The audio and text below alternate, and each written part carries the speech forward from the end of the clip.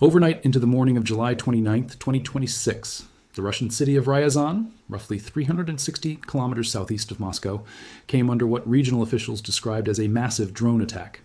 Air defense units were reported to be actively engaging targets over the region for an extended stretch of the early morning hours, and residents in several districts were told to stay indoors and away from windows as the interceptions continued. By the time the skies cleared, 2 separate industrial sites in the Ryazan region were burning, and the attack had once again put a Russian e-commerce giant, rather than a purely military target, at the center of the war's latest chapter.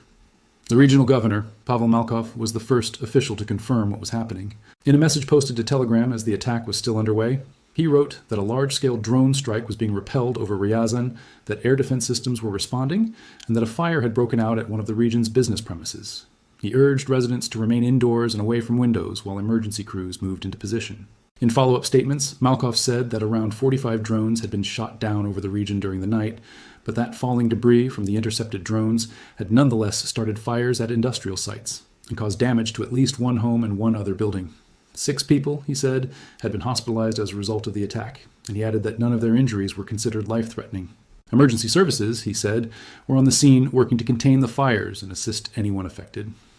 What Malkov did not say directly, but what open-source investigators and Russian and Ukrainian monitoring channels quickly established from eyewitness video circulating on social media, was the identity of one of the 2 facilities that had caught fire. According to those channels, the blaze had engulfed a logistics and sorting complex belonging to Wildberries, Russia's largest online retailer, sometimes described by Western outlets as the closest thing Russia has to its own Amazon.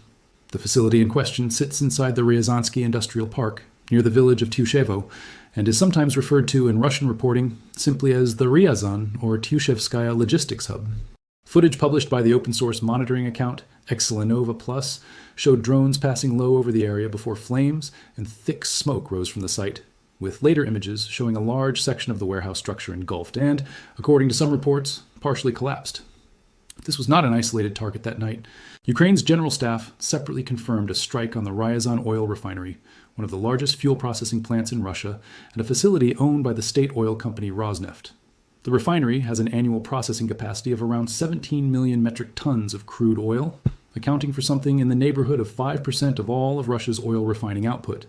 and it supplies gasoline, diesel, jet fuel, and other refined products to a wide swath of central Russia, including areas around Moscow. It is not the refinery's first brush with Ukrainian drones. It was struck once before in mid-May of this year, an attack that forced a temporary halt to operations and contributed to a nationwide fuel shortage that Russian authorities struggled to manage through much of the spring and early summer. Ukrainian officials have said the July 29th strike caused a renewed fire at the site, and some industry trackers have pointed to the attack as part of a broader pattern that has pushed Russian crude processing to its lowest level in roughly 2 decades.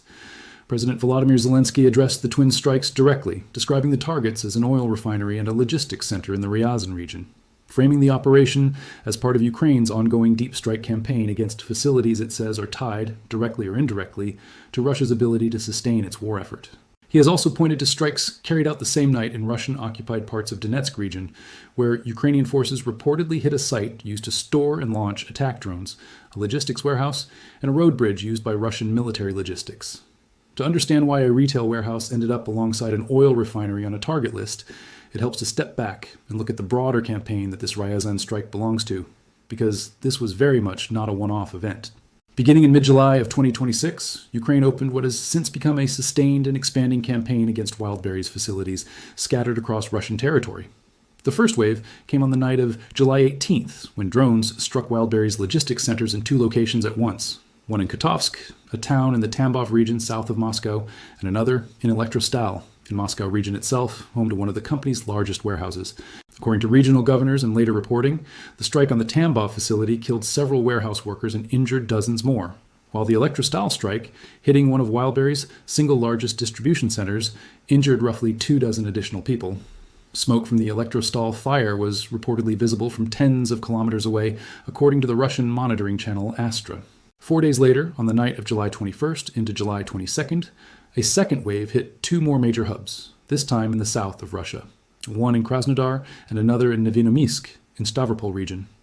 The Krasnodar facility is, by size, one of the largest in the entire Wildberries network, covering an area in the neighborhood of 150,000 square meters, while the Novonomysk site, though smaller, is likewise considered one of the company's more important regional hubs. Large fires broke out at both locations, and reports at the time put the number of people injured in that second wave at around 10. The campaign continued to widen from there. On July 24th, a warehouse belonging to the company near St. Petersburg was hit. On July 25th, according to reporting cited in connection with this latest Ryazan strike, drones struck a Wildberries facility near Yekaterinburg, a city deep in Russia's interior, roughly 1,700 kilometers from the Ukrainian border, illustrating just how far Ukraine's long-range strike drones are now capable of reaching into Russian territory.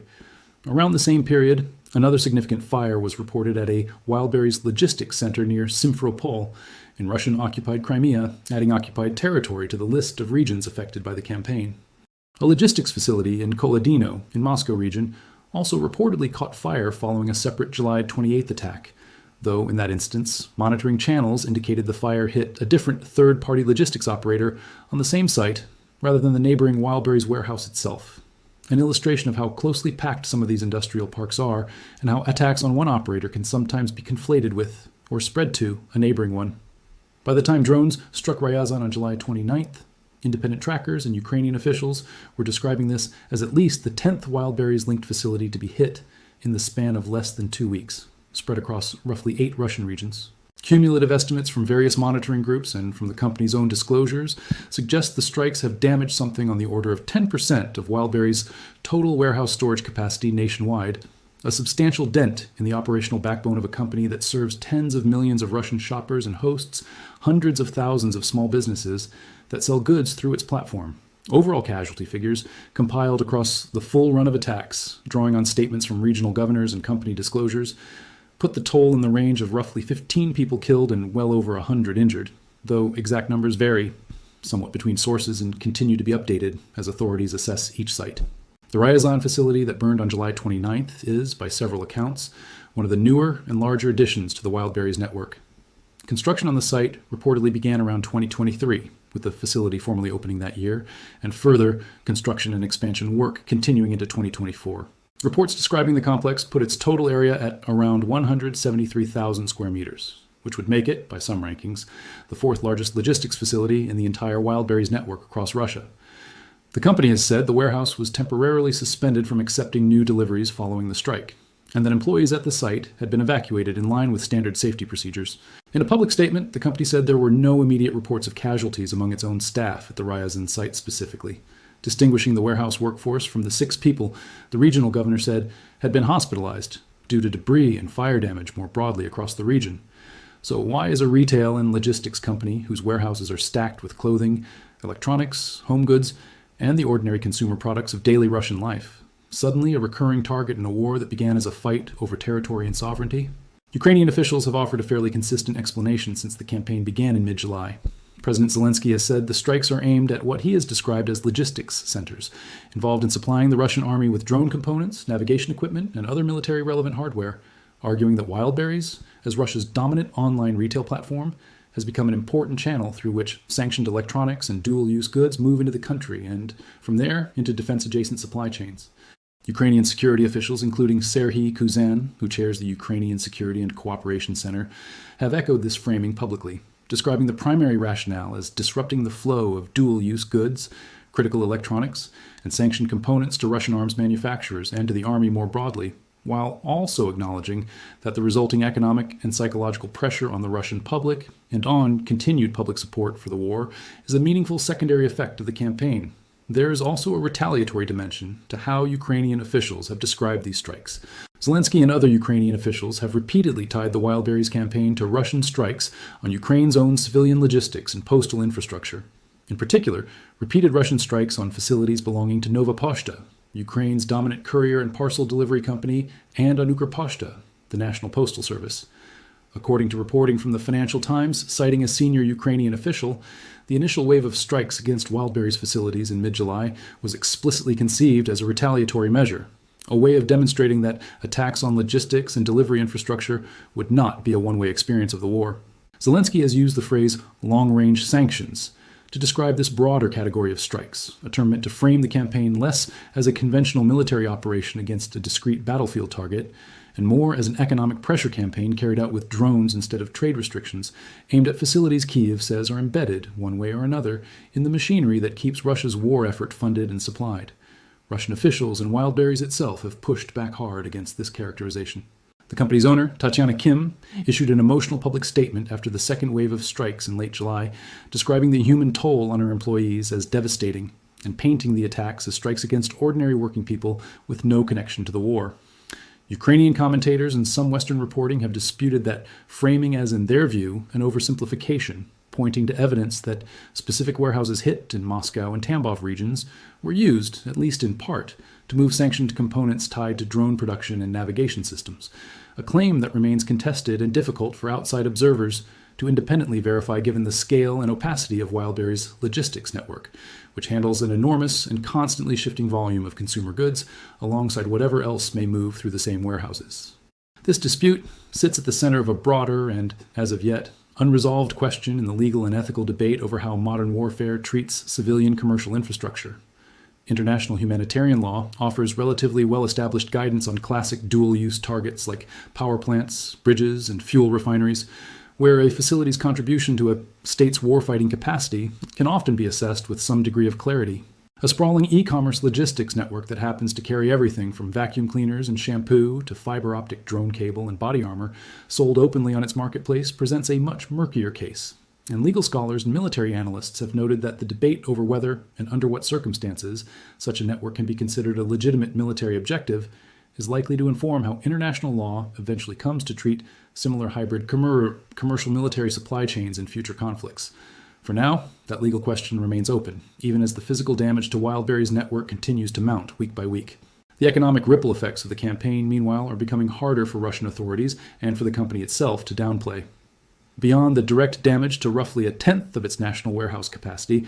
Wildberries has reportedly begun looking outside Russia entirely for replacement storage space, with Russian business outlet Kommersant reporting that the company is exploring leasing available warehouse capacity in Kazakhstan, a sign of how seriously the firm is treating the disruption to its domestic logistics footprint. The strikes are also landing at a moment when Russia's broader retail sector is already under considerable strain. Industry analysts have pointed to the first sustained decline in the total number of retail storefronts across the country in more than 2 decades, with thousands of shops disappearing from major cities including Moscow and St. Petersburg, and with no major new international retail brands entering the Russian market in the first quarter of 2026, a rarity that had previously occurred only once before in the immediate aftermath of the full-scale invasion in 2022. Against that backdrop, a sustained campaign against the country's largest online retailer adds a fresh and highly visible source of pressure on ordinary Russian consumers, who have increasingly come to rely on Wildberries as a substitute for departed Western retail brands. The Ryazan refinery strike fits into a related but distinct thread of Ukraine's deep strike campaign, one aimed specifically at Russia's oil refining capacity. That campaign has been running for considerably longer than the Wildberries operation and has repeatedly targeted refineries across the country, from the Ryazan facility itself, struck previously in mid-May, to plants in other regions that have also seen repeated strikes throughout the year. The cumulative effect, according to industry estimates cited in connection with the July 29th attack, has pushed Russian crude oil processing down to levels not seen in around 2 decades, a development with consequences that extend well beyond the military sphere into fuel availability, pricing, and broader economic stability inside Russia. The pairing of a refinery strike and a Wildberries strike on the same night in the same region, within hours of each other, illustrates how these two threads of Ukraine's deep strike strategy, one aimed at energy infrastructure and one aimed at retail logistics, are increasingly being executed as part of a single coordinated operational tempo, rather than as separate, unrelated campaigns. Much of the strike capability behind these attacks has been attributed to a specific Ukrainian-made platform, the FP1, a long-range strike drone produced by the domestic defense company Firepoint. Firepoint has publicly confirmed its drones were used in the July 29th strikes on both the Ryazan oil refinery and the Wildberries logistics hub, describing the retailer's network as a vital component of the broader Russian economy, and framing the strike as consistent with the company's stated mission of degrading infrastructure that sustains what it describes as the aggressor state's capacity to continue the war. The FP1 has become one of the more prominent symbols of Ukraine's growing indigenous long-range strike capability, a domestically produced platform that has allowed Kyiv to reach targets deep inside Russian territory without relying solely on Western-supplied long-range systems, whose use against targets inside Russia has often come with political and diplomatic conditions attached by the countries that supply them. Some estimates place the cost of an individual FP-1 style attack drone at somewhere in the range of $55,000, a figure that analysts have highlighted as strikingly low relative to the scale of industrial damage these drones have proven capable of inflicting when used against large, densely packed logistics and industrial facilities. The reach demonstrated in this campaign is itself notable. The strike near Yekaterinburg on July the 25th hit a target roughly 1,700 kilometers from Ukrainian territory, deep in what Russian planners have traditionally treated as a relatively secure interior region, far removed from the front lines in the east and south of the country. That such a distant target could be reached and struck reflects the substantial improvements Ukraine has made over the past several years in the range, guidance, and reliability of its long-range drone fleet, and it has prompted renewed discussion among military analysts about how Russian air defense networks, originally postured to defend against a more geographically constrained set of threats, are coping with a strike campaign whose potential target set has now expanded to cover the overwhelming majority of Russian territory. For residents of the affected Russian regions, all of this technical and strategic context tends to arrive as a much more immediate and disruptive experience. Air raid sirens or informal warnings in the middle of the night, the sound of air defense systems engaging overhead, and then in the morning, the sight and smell of smoke rising from a familiar local landmark, whether that is a fuel depot workers have driven past for years or a retail warehouse many locals may have worked in or ordered packages from. In Ryazan specifically, the attack forced residents to shelter indoors for an extended period overnight, and the resulting fires and falling debris caused damage that extended beyond the two headline industrial sites, touching at least one residential structure, according to the governor's own account. The 6 hospitalizations reported by regional authorities, while described as non-life-threatening, are also part of a now familiar pattern in which the physical toll of these strikes on ordinary civilians, whether warehouse employees, nearby residents, or emergency responders, tends to be measured in relatively modest but recurring numbers of injuries with each successive wave of the campaign, building over time into the larger cumulative casualty figures now being tracked across the full run of Wildberries-related strikes since mid-July. Looking at the campaign as a whole, several patterns have become clear as it has unfolded across nearly 2 weeks in multiple Russian regions. First, the geographic spread has been deliberate and expansive, moving from the Moscow region and Tambov in the initial wave to Krasnodar and Stavropol in the south to St. Petersburg in the northwest to Yekaterinburg deep in the interior to occupied Crimea in the south, and now to Ryazan, a pattern that suggests an intent to demonstrate that no region of the country, regardless of its distance from the front lines or its perceived security, is fully insulated from this kind of strike. Second, the campaign has consistently paired messaging about military necessity, framed around disrupting the flow of sanctioned components and dual-use goods, with an acknowledged secondary objective of applying broader economic and psychological pressure on Russian society, a dual justification that Ukrainian officials have been relatively candid about compared with some other categories of strikes. Third, the scale of physical damage, now estimated at around 1/10 of Wildberries' total national storage capacity, destroyed or disabled in under 2 weeks, represents a meaningful operational achievement by conventional military standards, particularly given the relatively low unit cost of the drones involved compared with the scale of the industrial facilities they have managed to put out of action. At the same time, the campaign has exposed the difficulty of drawing clean lines around what does and does not count as a legitimate target in a conflict where a country's civilian retail infrastructure and its military supply chains have become genuinely entangled, whether through the deliberate use of commercial marketplaces to source sanctioned parts or through the more mundane reality that a diversified national retailer of Wildberries' size inevitably touches nearly every corner of a modern economy, military adjacent or otherwise. Statements from the company and from Russian officials describing the strikes as attacks on ordinary civilians, and statements from Ukrainian officials describing the same facilities as legitimate logistics nodes supporting the war effort are, in a sense, both capturing part of a genuinely mixed reality, and it is likely that outside observers, historians, and eventually legal scholars will spend considerable time sorting through the evidence on both sides, long after the current phase of this specific campaign has ended. For now, what is confirmed is this. On the morning of July 29, 2026, drones struck the Ryazan oil refinery and a large Wildberries logistics complex in the Ryazan region within the same operation, causing fires at both sites, hospitalizing 6 people according to the regional governor, and adding one more entry to a rapidly growing list of Wildberries facilities hit since mid-July across at least 8 Russian regions. Ukrainian officials have confirmed the strikes and framed them as part of a broader campaign against military-linked logistics and against Russian oil refining capacity, while Russian officials and the company itself have emphasized the human cost to warehouse workers and framed the attacks as strikes on civilian commerce. The refinery, a repeat target following a prior strike in May, adds to a broader pattern in which Russian oil refining capacity has fallen to its lowest level in roughly 2 decades. The Wildberries hub in Ryazan, one of the company's larger and newer facilities at roughly 173,000 square meters, joins Kotovsk, Elektrostal, Krasnodar, Nevinomysk, a site near St. Petersburg, Yekaterinburg, and Simferopol on the list of major logistics centers damaged in less than a fortnight, part of an operation that shows no clear sign of winding down and that continues to blur, in real time, the line between military target and civilian economic infrastructure in this stage of the war. It is also worth spending a moment on Wildberries itself, since so much of this campaign hinges on the company's outsized role inside the Russian economy. Wildberries began, like many e-commerce platforms around the world, as a relatively modest online retailer, but it has grown over the past decade into something closer to critical national infrastructure for ordinary Russian consumers. It functions simultaneously as a marketplace, a delivery network, and a logistics backbone, connecting hundreds of thousands of independent sellers with tens of millions of customers across a country that spans 11 time zones. Its warehouses are not simply storage sheds, they are highly automated sorting and distribution hubs, often covering tens or hundreds of thousands of square meters apiece, built to move an enormous and constantly shifting volume of parcels every single day. That scale is precisely what has made the company such a convenient proxy for so much of ordinary Russian consumption since 2022,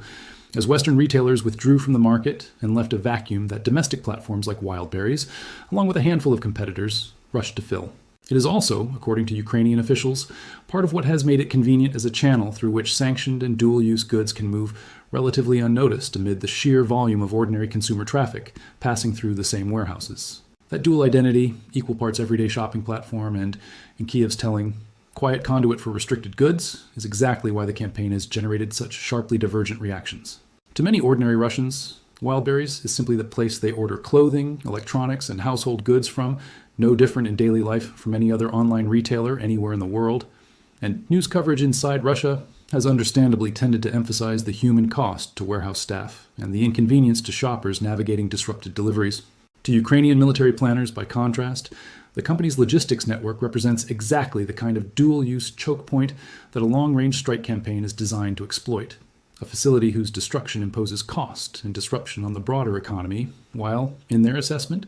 also degrading a channel used to source components that feed into weapons production. It is worth noting, too, how this campaign fits into the larger arc of the war, as it stood by the summer of 2026.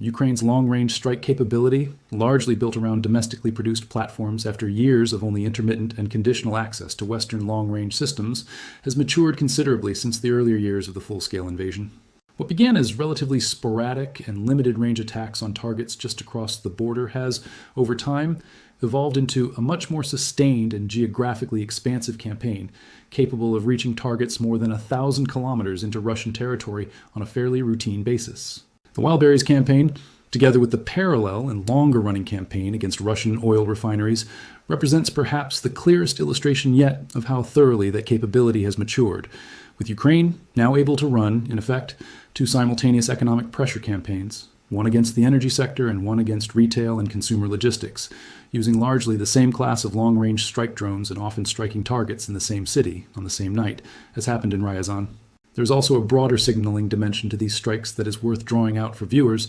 trying to understand why Ukraine would choose to publicize, rather than quietly downplay, an operation against retail warehouses. Zelensky's framing of the campaign as long-range sanctions is a deliberate rhetorical choice, designed to draw a parallel between the kind of formal economic sanctions that Western governments have imposed on Russia since 2022, largely through legal and financial mechanisms, and this newer, more kinetic form of economic pressure that Ukraine is now capable of applying directly and immediately with its own drone fleet. The implicit argument being made to both domestic Ukrainian and international audiences is that where conventional sanctions can take months or years to meaningfully bite, and where enforcement often depends on the cooperation of third countries and financial institutions around the world, a drone strike on a major logistics hub imposes cost immediately and unambiguously, without requiring anyone else's cooperation. Whether that framing holds up to scrutiny, and whether the economic effects of destroying roughly a tenth of one retailer's warehouse capacity meaningfully compare to the effects of years of financial sanctions,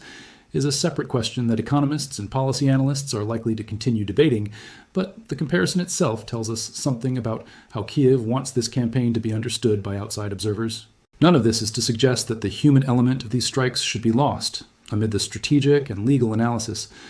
every wave of this campaign, from the first strikes on Kotovsk and Elektrostal in mid-July, through the strikes on Krasnodar and Nevinomysk later that month, through the more recent hits near St. Petersburg, Yekaterinburg, Simferopol, and now Ryazan, has involved real warehouse workers going about ordinary shifts, real emergency responders rushing toward burning buildings in the middle of the night, and real families waiting for word on injured relatives. The reported death toll from the July 18th strikes on Tambov and Moscow regions alone, with several workers killed and dozens more injured, is a reminder that even strikes aimed at logistics infrastructure rather than military barracks or command posts carry a direct and often severe human cost for the people who happen to be working inside those buildings when the drones arrive. That reality sits alongside, rather than in place of, the strategic and legal debate over whether those buildings were legitimate military objectives. And viewers following this story are likely to see both threads. The human toll and the strategic justification continue to run in parallel as the campaign proceeds. As this story continues to develop, further details are likely to emerge about the precise extent of the damage in Ryazan, the condition of any injured workers, and Wildberries' own plans for relocating or rebuilding its affected logistics capacity, whether inside Russia or, as has already been reported in connection with Kazakhstan, beyond its borders entirely. Analysts will also be watching closely to see whether Russian air defense networks are able to adapt to a strike pattern that has now demonstrated the ability to reach targets across nearly the full breadth of the country's territory, and whether Moscow responds with any parallel escalation against Ukrainian civilian logistics infrastructure beyond the strikes on Nova Poshta and Ukrposhta, facilities that Kiev has cited as partial justification for this campaign in the first place. What is already evident, though, is that this single overnight operation in Ryazan was never really a standalone event. It was the latest data point in a fast-moving and still expanding campaign that has, in a matter of weeks, turned one of Russia's most familiar consumer brands into one of the more closely watched fronts of the wider war. And it is a campaign that, as of this recording, shows no clear sign of slowing down. For viewers trying to hold the full picture in their heads, it may help to think of this moment in the war as one where two very different kinds of maps are being drawn at the same time. One is the traditional frontline map tracking the slow, grinding movement of troops and territory in the east and south of Ukraine, where the war's most costly fighting continues in a fairly stable, if brutal, pattern. The other is this newer map of long-range strikes, a map that now stretches from occupied Crimea in the south to Yekaterinburg deep in the Ural region, from St. Petersburg in the northwest to Ryazan and Moscow region closer to the capital, tracing the reach of drones that can be built relatively cheaply, launched in large numbers and flown well beyond the range of most conventional artillery or short-range missile systems. It is this second map, less familiar to viewers who have spent years following the war primarily through the lens of frontline combat, that the Ryazan strike belongs to. And it is a map that has grown noticeably larger and more crowded with marked targets over just the past 2 weeks. It is also a map that raises hard questions for policymakers and analysts far beyond the two countries directly involved. For Western governments that have spent years calibrating exactly how much long-range strike capability to provide Ukraine, and under what restrictions, the emergence of a mature, domestically produced Ukrainian long-range drone industry, exemplified by the FP1, and the strikes it has now carried out against targets as varied as oil refineries and retail warehouses, changes the calculus considerably. Kyiv is demonstrating, strike by strike, that it no longer needs to wait on foreign permission to reach deep into Russian territory, a development that reduces the leverage Western capitals have historically held over the geographic and political boundaries of Ukraine's strike campaign, for better or worse depending on one's perspective on how the war ought to be prosecuted and eventually brought to a close. For Russian authorities, the challenge is somewhat different, but no less pressing. Air defense networks built up over decades to protect a relatively small number of high-value military and government sites now face the prospect of needing to extend meaningful protection across a vastly larger set of targets, including consumer retail warehouses that, until this past July, would never have been considered plausible candidates for a hardened air defense posture. Reports of 45 drones intercepted over Ryazan alone in a single night speak to the sheer volume of interception effort now required on a fairly routine basis, effort that has to be sustained night after night across an ever-widening list of regions, at a cost, in resources and attention, that is difficult to calculate precisely from the outside, but that is clearly not negligible. And For the ordinary Russian consumers and workers caught in between these two maps, the practical experience of this war has changed in a way that may prove more immediately tangible than shifts in frontline territory hundreds of kilometers away. A warehouse fire in Ryazan means delayed deliveries, disrupted paychecks for warehouse staff,